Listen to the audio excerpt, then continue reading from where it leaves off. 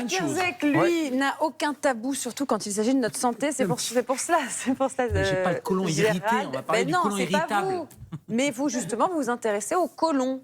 Ben oui, au côlon irritable, au syndrome de l'intestin irritable, ce qu'on appelle une colopathie fonctionnelle. Alors ça concerne beaucoup de monde, ça concerne 5% des Françaises et des Français. Il y a plusieurs mots, côlon irritable, syndrome de l'intestin irritable. C'est 5% de la population, plus de femmes que d'hommes. Et en fait, cette colopathie, elle est fonctionnelle. Ça veut dire quoi? Ça veut dire que c'est le fonctionnement du tube digestif, c'est le fonctionnement de l'intestin qui pose problème. Il n'y a rien qui bloque, il n'y a pas de polype, il n'y a pas de cancer, il n'y a pas de lésion organique, mais il y a un fonctionnement qui devient un petit peu compliqué. C'est fréquent, ça concerne, et généralement le diagnostic se fait vers 30-40 ans, avec des symptômes qui sont quand même très handicapants, parce que quand vous avez mal au ventre, quand vous avez des ballonnements, quand vous avez des troubles du transit, bref, cet inconfort un peu digestif, et celles et ceux qui nous regardent, il y en a plein qui sont concernés après avoir mangé ou au fil de la journée, cette colopathie fonctionnelle, elle vous empoisonne la vie au quotidien.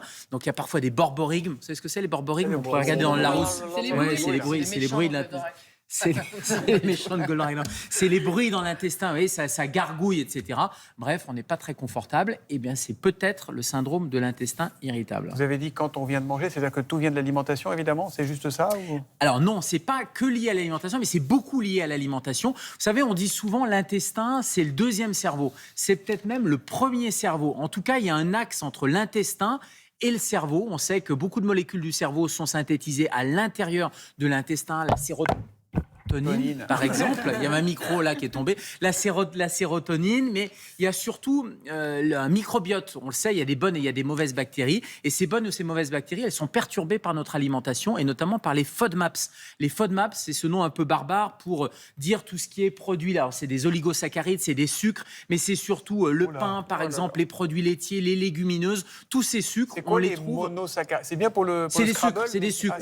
C'est juste pour vous expliquer FODMAP ce que ça veut dire, parce qu'on le voit un peu de partout. En fait, c'est des sucres qui sont contenus un peu partout dans le pain, et les gens qui ont un syndrome de l'intestin irritable pensent qu'ils sont allergiques au gluten, intolérants au gluten. Alors pas du tout. Ils sont pas intolérants au gluten, mais ils sont intolérants au sucre contenu à l'intérieur du pain. Pareil avec certains légumes, pareil avec, je pense aux légumineuses ou les lentilles par exemple, pareil avec les fruits, avec les plats préparés. Et donc on voit bien que l'alimentation elle est importante. Et là il y a une nouvelle étude qui vient de sortir qui prouve que quand on change son alimentation, c'est plus efficace que les médicaments. En fait, ils ont pris 3 groupes de patients. Premier groupe, on diminue les FODMAPs, justement, ces sucres, et je vais vous expliquer ce qu'il faut un peu limiter. Deuxième groupe, pareil, on diminue les sucres, mais on prend beaucoup de protéines. Et troisième groupe, c'est tous les médicaments qu'on prescrit, les antispasmodiques, les laxatifs, les antidiarrhéiques.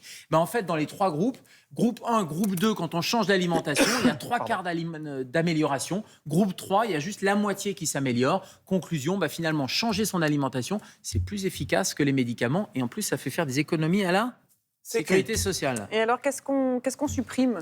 On boit le oui, c'est ça. L'idée, au début, et c'est ça qui est intéressant, au début, on fait gaffe aux FODMAP, c'est-à-dire qu'on diminue tout ce qui est produits laitiers, tout ce qui est pain, voire on les supprime. Et puis, on va les réintroduire progressivement. Et puis, on va voir ce à quoi on est tolérant ou pas, ce qui améliore ou ce qui améliore pas. Et puis, on peut changer des choses. On peut, par exemple, prendre du lait sans lactose.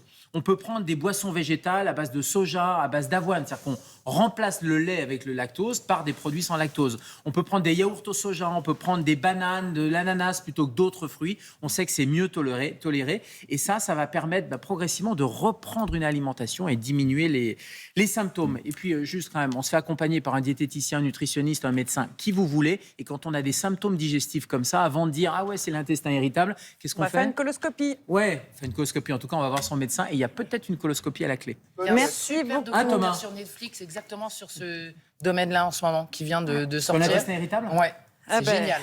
On comprend tout. Vous avez eu 50 ans, vous? Il va falloir y aller. J'ai reçu le test à faire à la il faut maison. le faire, et tout ça. Oui, j'ai reçu. Merci, Docteur Kierzek. Allez,